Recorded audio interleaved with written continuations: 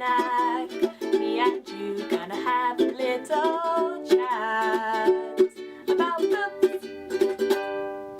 Hi guys, so today I'm here to do a book haul. I know I did a huge one last month, but I took some books to the charity shop that I didn't want anymore, and I came back from the charity shop with even more books. So yeah, it's a little bit of a problem, and I'm going to show you guys what I got. I actually found these 4 classics in the charity shop, and normally I'm not a person who really reads classics, but because they were by Charles Dickens and I have read Great Expectations and really actually enjoyed his writing style, I thought I would pick them up because I do want to get into more classics, and I felt like Charles Dickens is probably a good way to kind of ease myself in because it's not too complicated and they're quite fun stories, I've heard. I found these. These editions are the vintage classic editions, which are by Random House, and they have red spines. They look really, really beautiful on the shelves. They use photography on the front covers and they are just so stunningly beautiful. This one is Little Dorrit. This one is called Dombey and Son. I don't really know what any of them are about, but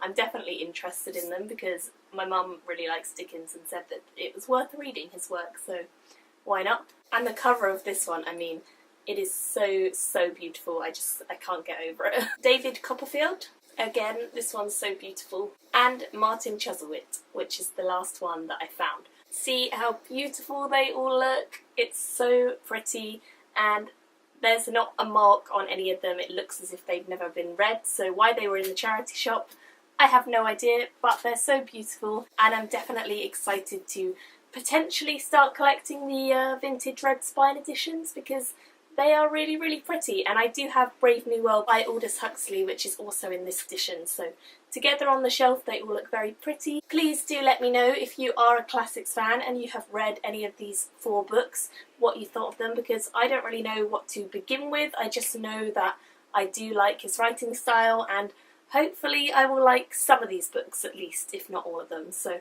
please let me know. Next, I really wanted to get some children's books because I don't actually have that many, and I'm really enjoying children's fiction at the moment because it's so much lighter and more fun and entertaining than a big heavy read is sometimes. So I found this in the charity shop, which is the unauthorised autobiography of Lemony Snicket, which is part of the Series of Unfortunate Events series, and I do have the Series of Unfortunate Events books on the shelf behind me, if you guys can see, and I've never read this, I've never even seen it, so to have it now I'm really excited because I absolutely love that series and I really want to get into more of Lemony Snicket / Daniel Handler's work because I think he's amazing, and I do have All the Wrong Questions, the 2 books in that series currently on my bookshelf, so I plan to probably read all 3 of them fairly close together and just have a little marathon of his work, and I'm really excited. So again, do let me know if you have read this and what you thought of it. Again, the illustration work in these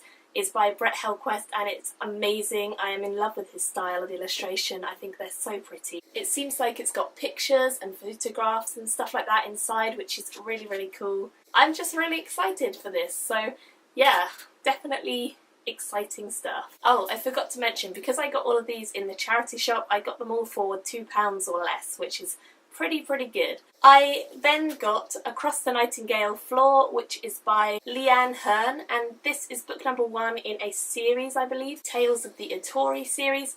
I actually read this book an awful long time ago, and I actually really enjoyed this story because it's all set in Japan, and I love Japan and Japanese culture. This might have even been the sort of book that got me into it. I think I can remember getting them out from the library. So I'm really excited to now own this because I don't think I actually ever finished up the series, and I really want to give it a try and get back into it because I remember really enjoying it. So pretty happy that I found this in the shop for like £1. And then the last 3 books that I got, I really don't know very much about. They're kids' books and they sound interesting, so I picked them up to give them a go. So the first one I got is Dragon Keeper, which is by Carol Wilkinson. I don't know anything about this. I've never ever heard of this series, but the fact that it's called Dragon Keeper leads me to believe that there's probably dragons, and who doesn't love dragons? I certainly do. and it's quite short. It's 300 pages, but this book is tiny compared to a regular sized book. That is the comparison with a regular sized book, so it's definitely smaller. But yeah, I'm really excited to give this a go. It's about a person called Ping, and Ping has to come to the rescue of everyone because dragons have been slowly dying out. The ancient Damsey is the only one left, so sounds interesting.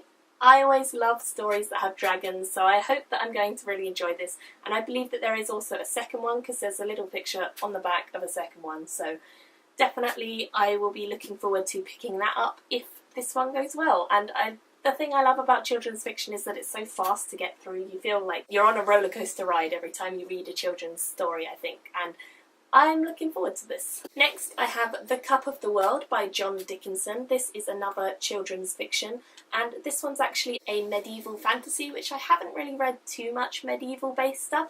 I do love fantasy, but a lot of it is set in kind of remote, faraway worlds, but the fact that this is a medieval one sounds pretty cool because it's kind of historical fiction too.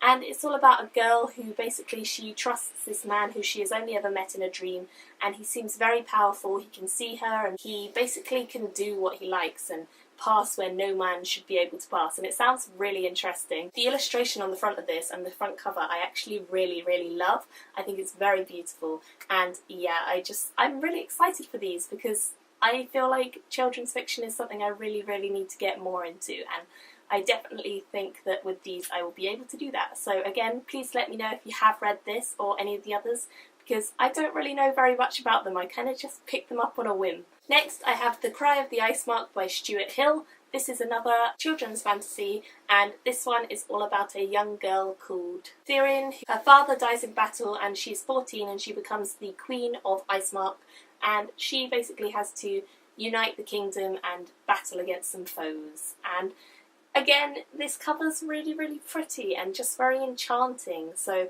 I am really excited for this as well, and I would love to know what you guys think of this series if you've read it. So those are all of the books that I ended up getting from the charity shop. Quite a few, considering that I took about the same number in. I didn't really get rid of any, but I replaced them with better books. Is that okay? I don't know. So let me know what you guys think of all of them. I would love to know if any of you have read any of the books, and I will see you all very soon. Thank you for watching. Bye! Me and you gonna have a little chat about the